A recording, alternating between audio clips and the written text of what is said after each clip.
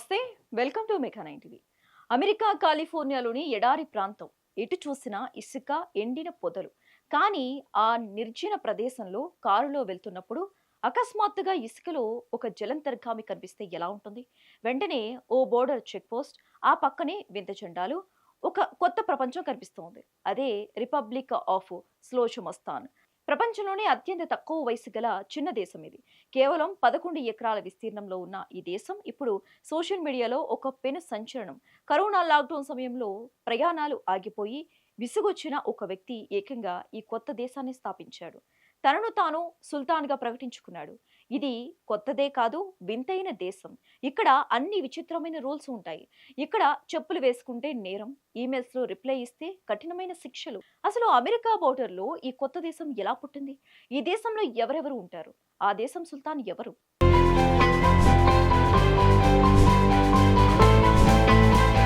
మనలో చాలా మందికి సొంతిల్లు కొనాలనుకున్న కల ఉంటుంది. కానీ సాన్ డియోగోకు చెందిన రాండీ విలియమ్స్ అనే రేడియో ప్రోగ్రామ్ డైరెక్టర్ కు మాత్రం ఏకంగా ఓ సొంత దేశమే కావాలనిపించింది. ఐక్యరాజ్య సమితి గుర్తించిన దాదాపు అన్ని దేశాలను ఆయన చుట్టేశారు. ఇంకొక దేశం బ్యాలెన్స్ ఉందనగా 2020లో కరోనా లాక్డౌన్ వచ్చేస్తుంది.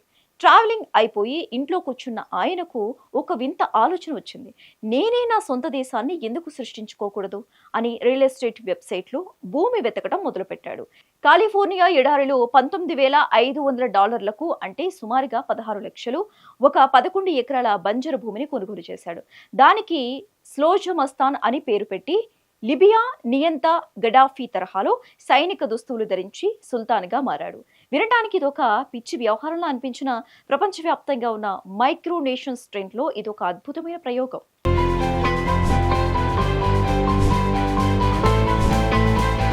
స్లోచమస్తాన్ కేవలం ఒక బోర్డర్కి పరిమితం కాలేదు. దీనికి సొంత పోలీస్ ఫోర్స్, అత్యవసర వైద్య సేవలు, సొంత కరెన్సీ నాణేలు కూడా ఉన్నాయి. ఈ దేశంలోని ఎవరైనా అక్రమంగా చొరబడకుండా చూసేందుకు ఎడారి ఇసుకలో ఏకంగా ఎస్ఎస్ బోర్డర్సిన్ అనే పగిలిపోయిన జలంతర్గామిని చెక్ పోస్ట్ గా ఏర్పాటు చేశారు. ఇక్కడి రూల్స్ ప్రపంచంలో మరెక్కడా ఉండవు. ఎవరైనా క్రాక్స్ చెప్పులు ధరిస్తే అది రాజ్యాంగ విరోధం. వర్క్ ఈమెయిల్స్ లో అనవసరంగా రిప్లై ఆల్ కొడితే అది పెద్ద నేరం. ఇక స్పీడ్ లిమిట్ దాటాలంటే డ్రైవర్ చేతిలో టాకోలు ఉండి తీరాల్సిందే. ఈ ఫన్నీ రూల్స్ వల్లే ఈ దేశం సోషల్ మీడియాలో విపరీతంగా పాపులర్ అయ్యింది.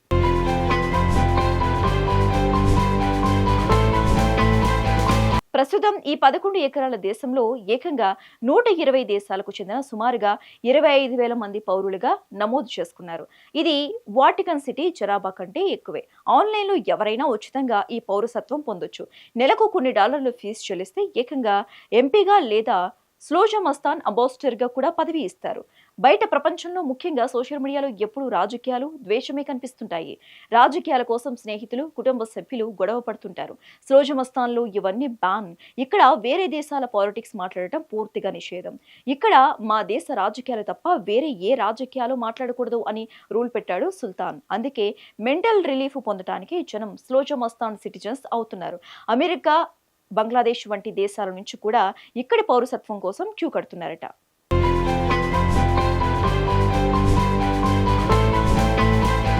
స్లోచమస్తాన్ అనేది ఒక అరుదైన మైక్రోనేషన్. ప్రపంచవ్యాప్తంగా ఇలా సొంతంగా ప్రకటించుకున్న చిన్న దేశాలు వందల సంఖ్యలో ఉన్నాయి.